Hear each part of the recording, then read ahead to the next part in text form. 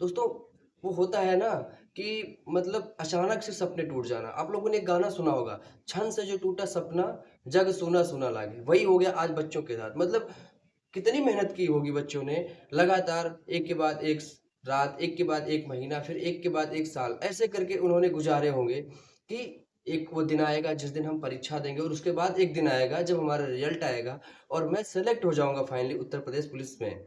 लेकिन अब क्या ही किया जा सकता है इन नकल माफियाओं का। और ये कोई छोटा मोटा पेपर लीक नहीं है। इसे अगर एक बार ये कह दिया जाए कि ये पुलिस भर्ती स्कैम है या पुलिस भर्ती घोटाला है, तो कोई आम छोटी बात नहीं होगी। क्योंकि यार मतलब सुबह मैंने आप लोगों के लिए एक वीडियो बनाया था कि आप लोगों का जो पेपर है वो लीक हो गया, और मैंने बताया था कि अगर आप लोगों के पास एविडेंस है, सबूत है, तो आप उसे दिखाओ, उसे प्रूफ करो। लेकिन अब प्रूफ करने की कोई जरूरत ही नहीं बची है।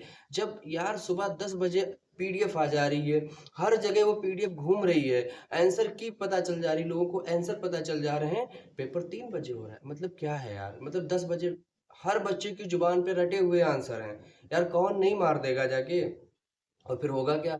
अब अगर ऐसे रहेगा तो फिर कट ऑफ जो बताई जा रही है ना, एक 200, 200, 205, 210 नहीं जाएगी, 250 चली जाएगी इस हिसाब से। क्योंकि यार मतलब क्या ही अलग लेवल का ये मतलब चल गया। और सिर्फ ये प्रॉब्लम बच्चों के लिए नहीं हो रही है यार, ये हर उस इंसान के लिए प्रॉब्लम हो रही है जिसने ईमानदारी से मेहनत करी है। अब वो चाहे बच्चा हो चाहे प्रशासन हो, कहाँ से चूक हुई ये जांच का विषय है। और चूक हुई है तो हुई है, बस इतना मानिए। मतलब इस बात से फर्क नहीं पड़ता कि इसमें गलती किसकी, गलती जिसकी होगी उसको सजा मिले ना मिले, उससे कोई मतलब नहीं है। लेकिन इस गलती की सजा बच्चे क्यों भुगतें, खास करके वो जिनका कोई सोर्स नहीं था, या वो जिन्होंने ईमानदारी से पढ़ाई करी।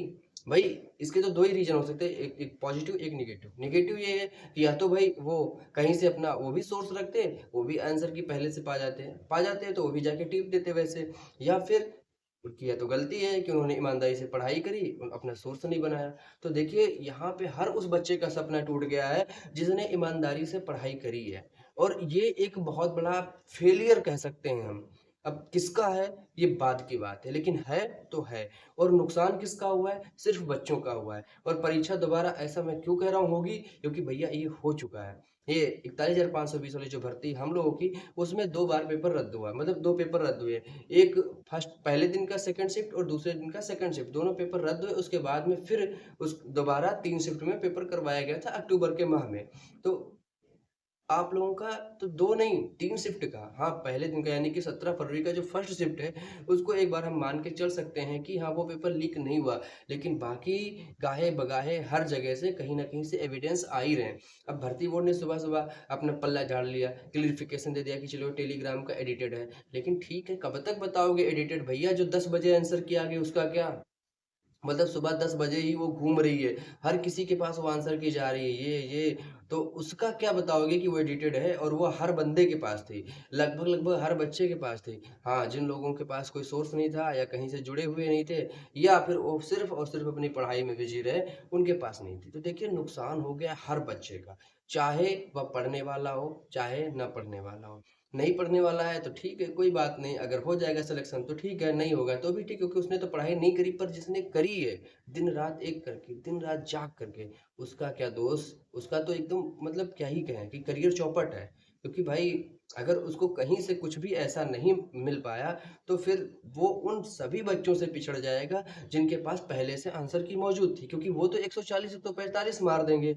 और ये बेचारे जिनके पास सिर्फ पढ़ाई का सहारा था, ईमानदारी से पढ़ाई का, तो इनके लिए तो पेपर वैसा ही था एकदम नया नया। तो ये 110 115 120, बस इससे ज़्यादा कहाँ जाएंगे। अब हाँ, पेपर लीक हो गया है, ये तो मतलब सभी लोग कह रहे हैं, कथित तौर पर तो पेपर लीक है। अब ये प्रूफ होता है नहीं होता है, ये फिर से मैं कह रहा हूँ, ये बात की बात है। अगर आप लोग प्रूफ कर पाए तो ये आपका गोल्डन चांस है, और अगर आप लोग नहीं प्रूफ कर पाए तो फिर इसी पे रिजल्ट आ जाएगा, ये भी मान के चलिए। और अगर आप लोग ये सोच रहे हैं कि नहीं ऐसा कुछ नहीं होने वाला है, तो फिर अब उसके लिए मैं क्या कर सकता हूँ। लेकिन इतना समझ लीजिए कि आपका जो पेपर है वह लीक हो चुका है, इतना तो क्लियर है, कथित तौर पर तो लीक हो चुका है। प्रूफ करने की जिम्मेदारी आप लोगों की है। आप लोगों के पास जो भी एविडेंस है, आप लोग जो भी सक्षम अधिकारी हैं या जो सक्षम लोग हैं, वहाँ पे आप उन प्रूफ को दिखाइए, प्रूफ तक पहुँचाइए और भर्ती बोर्ड तक इस बात को पहुँचाइए, ताकि भर्ती बोर्ड इस पे संज्ञान ले।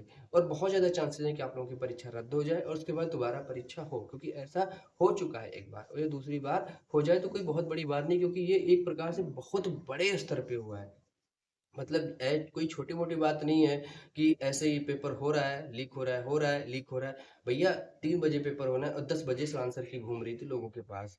हाँ, कुछ लोग कह रहे हैं कि वो कल से घूम रही, लेकिन एक हिसाब से माना जाए तो 10 बजे से, आज 10 बजे से तो पक्का लोगों के पास घूम ही रही थी। तो ये एक बहुत बड़े स्तर का स्कैम है। आप लोग बस जो भी आपके पास एविडेंस है, प्रूफ हैं, उच्च स्तर के अधिकारियों तक, सक्षम अधिकारियों तक, भर्ती बोर्ड तक अपनी आवाज़ पहुँचाएँ, चीज़ें पहुँचाएँ, एविडेंस पहुँचाएँ, ताकि भर्ती बोर्ड इस पे कोई अच्छा सा संज्ञान लेके कोई अच्छा सा इस पे कार्रवाई करे और आप लोगों के लिए कुछ अच्छा समाधान निकालें। बाकी जो भी चीज़ें रहेंगी दोस्तों, मैं आप लोगों तक इसी चैनल के माध्यम से पहुँचाता रहूँगा। जय हिंद दोस्तों, नमस्कार।